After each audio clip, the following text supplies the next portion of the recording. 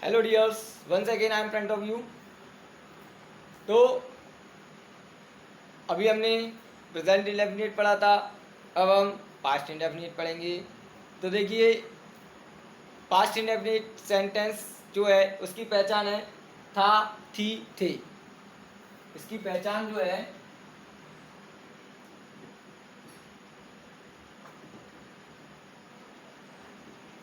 ये जो ब्रैकेट में है इसकी पहचान लिखी हुई है था, थी, थे। जैसे कि मैंने क्रिकेट खेला था, ठीक है, वह बाजार गया था, उन्होंने मैच देखा था, या किसी भी प्रकार का सेंटेंस। तो चलिए स्टार्ट करते हैं। पास्ट इंडेफिनिट टेंस, मैंने आपको एक सेंटेंस दे दिया, उन्होंने अंग्रेजी बोली थी, उन्होंने अंग्रेजी बोली थी। इस सेंटेंस को आपको पास्ट इंडेफिनिट में मतलब इंग्लिश में कन्वर्ट करना है। मैंने आपको सेंटेंस दे दिया, उन्होंने अंग्रेजी बोली थी, आपने देखा कि भाई सेंटेंस किस टेंस का है, तो आपने कहा यार ये तो पास्ट इंडेफिनिट का है। पास्ट इंडेफिनिट का इसके लिए हेल्पिंग वर्ब या स्ट्रक्चर कौन सी यूज होगी, तो आपने देखा इसके लिए सब्जेक्ट आएगा, वर्ब की फर्स्ट फॉर्म आएगी, ऑब्जेक्ट आएगा और अदर वर्ड आएगा। आपने सेंटेंस देखा, सेंटेंस के बाद स्ट्रक्चर याद आई आपको। आप देखोगे इसमें कि सबसे पहले सब्जेक्ट आएगा, तो भाई सब्जेक्ट लगा दिया हमने। उन्होंने, उन्होंने मतलब वे, दे, उन्होंने मतलब दे मतलब वे या उन्होंने, तो सब्जेक्ट आ गया। दे आपका वर्ब की सेकंड फॉर्म। बोलना, बोलना क्या होता है, स्पीक, स्पीक की सेकंड फॉर्म क्या होती है, स्पोक। तो यहाँ पर हमने वर्ब की सेकंड फॉर्म लगा दी स्पोक, और इंग्लिश सब्जेक्ट वर्ब की second form then object. Clear है। इसके बाद देखिए अफर्मेटिव, ये बन गया हमारा अफर्मेटिव। इसके बाद बनाएंगे हम नेगेटिव। तो नेगेटिव बनाने के लिए नॉट लगाते हैं, नॉट अकेला नहीं आएगा। प्रेजेंट में डू डस को लेके आएगा था, पास्ट में डेट को लेके आएगा। क्यों डेट को लेके आएगा, क्योंकि पास्ट में हम वर्ब की कौन सी फॉर्म का यूज करेंगे, सेकंड फॉर्म का। तो डू की सेकंड फॉर्म क्या होती है, डेट। तो चलिए देखते हैं। सबसे पहले लिखा है आपके सामने सब्जेक्ट, फिर लिखा है डिड नॉट, फिर वर्ब की फर्स्ट फॉर्म। अब आप ये कहेंगे सर यहाँ पर वर्ब की फर्स्ट फॉर्म कैसी आ गई, यहाँ पर वर्ब की सेकंड फॉर्म थी।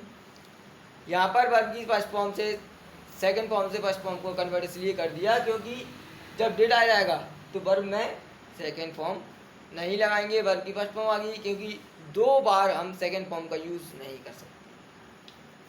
तो देखते हैं सेंटेंस को। हमने, उसने कहा इस सेंटेंस को नेगेटिव बनाना है। तो उन्होंने अंग्रेजी बोली थी, उन्होंने अंग्रेजी नहीं बोली थी, ठीक है, उन्होंने अंग्रेजी नहीं बोली थी। तो according to the structure, subject did not, verb की first form then object. Clear है। अफर्मेटिव हो गया, नेगेटिव हो गया। नेक्स्ट आता है इंटेरोगेटिव। इंटेरोगेटिव के लिए लास्ट टाइम मैंने आपको बताया था क्या करना है, हेल्पिंग वर्ब को उठाकर हम सबसे पहले रख देते हैं। तो हेल्पिंग वर्ब है यहाँ पर डेट, डेट को उठाकर हमने सबसे पहले रख दिया। उन्होंने कहा सेंटेंस को इंटेरोगेटिव बनाइए, तो भाई बना दिया।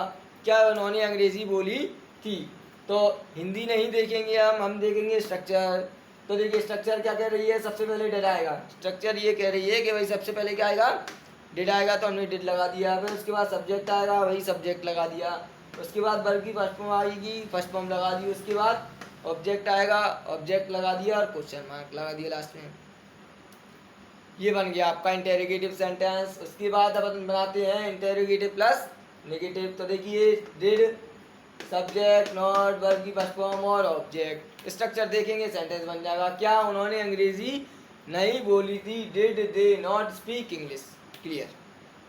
तो जैसा मैंने आपको बताता आ रहा हूँ बार बार कि ज़्यादा से ज़्यादा वर्ब्स याद कीजिए, इन सेंटेंस को सॉल्व करने की प्रैक्टिस कीजिए, तो आप भी आसानी से सेंटेंस करना सीख जाएंगे। मैंने एक एग्जांपल दिया है, आप इसके और भी एग्जांपल ले सकते हैं। आई होप सभी को समझ में आएगा। Any question if you have, so you can send me by message. Okay, goodbye, have a nice day, have a nice time.